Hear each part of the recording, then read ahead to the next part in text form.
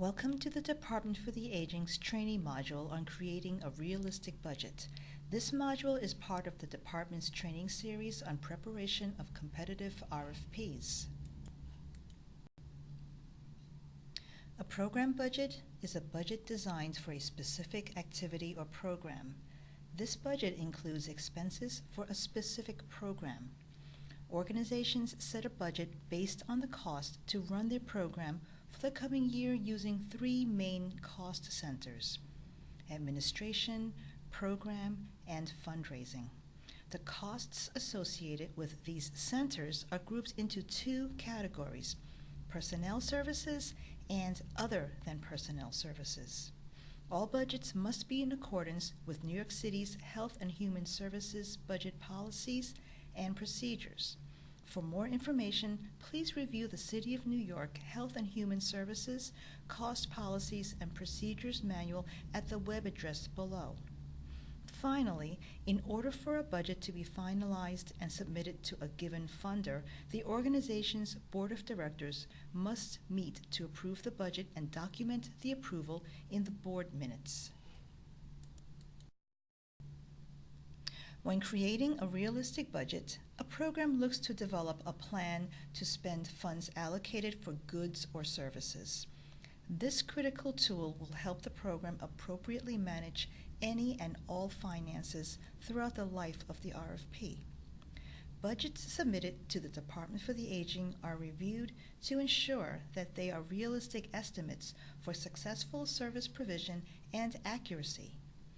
Let's take a brief look at two of this critical tool's major categories: personnel services, that's PS, and other than personnel services, OTPS. Budgeting for personnel services begins with determining the number of staff your program will need in order to successfully provide the services noted in the RFP. You must then determine which personnel service classification will be assigned to which staff member. Staff may fall into a number of classification categories, including full-time employees. That's individuals who work 35 hours or more per week. Part-time employees. That's individuals who work 20 hours or less per week. Exempt or salaried employees and or non-exempt or hourly employees. Employees who work 21 to 34 hours per week may be considered part-time. How your staff are classified can be determined by the organization, collective bargaining process, and the Fair Labor Standards Act. Once these staffing issues are decided, the program must decide on whether or not fringe benefits will be offered. A fringe benefit is any non-wage compensation or benefit granted to employees by employers in addition to the employee's base salary. Benefits offered can include, but are not limited to, various insurances, paid or unpaid leave, retirement plans, discounts, and tuition assistance. A program's decision to offer fringe benefits to their staff is a key component of creating a realistic budget. This decision forces the program to think through what benefits they will be asking DFTA to reimburse for above and beyond an employee's base salary. Once the decision has been made to offer fringe benefits, programs may then decide to calculate a fringe benefit rate. Fringe benefit rates are useful in helping to manage fringe rates when developing a budget. In essence, these rates, which are percentages, help reduce the risk of noncompliance with regard to fringe rate benefits and enables the program to simplify accounting processes for these benefits. Fringe benefit rates are calculated by dividing the total fringe benefit by the total payroll expense. Please use the previous year's information to calculate this rate. As seen in example 1, a fringe benefit rate is calculated for an employee by taking their benefits and dividing by the wages paid to them for the hours worked on the job. Fringe benefit rates can also be calculated by adding the fixed dollar amounts of all benefits. In other words, programs can decide to pool benefit costs for a certain assigned group of employees and then dividing this total amount by the total salaries for that assigned group. This calculation is shown in example 2. In this example, once you have this percentage, the salary requested for each individual on a proposed budget can be multiplied by the applicable fringe benefit rate percentage to determine each individual's specific fringe rate benefit amount.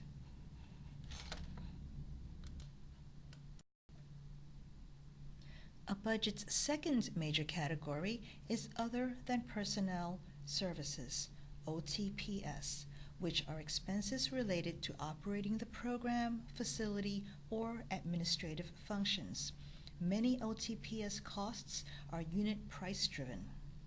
When crafting your budget, a program may want to consider expenses that are related to staff headcount, such as telephone, travel, office supplies, postage costs, and membership dues for professional organizations.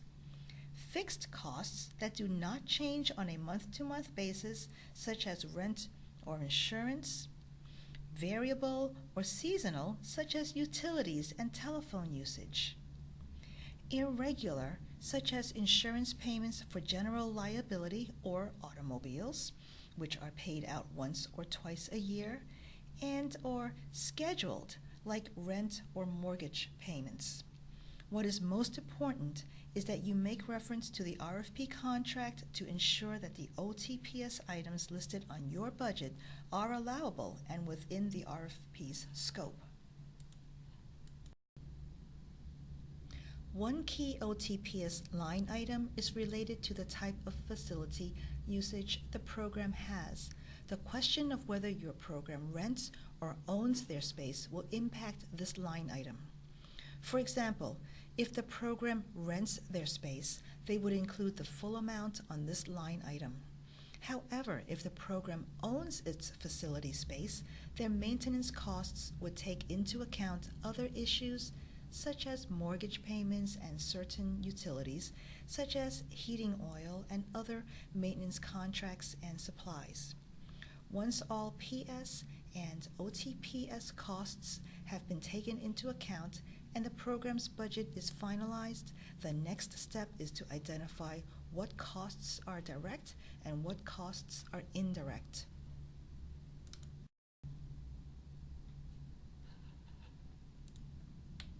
Direct costs are associated with providing direct provisions of services to the program.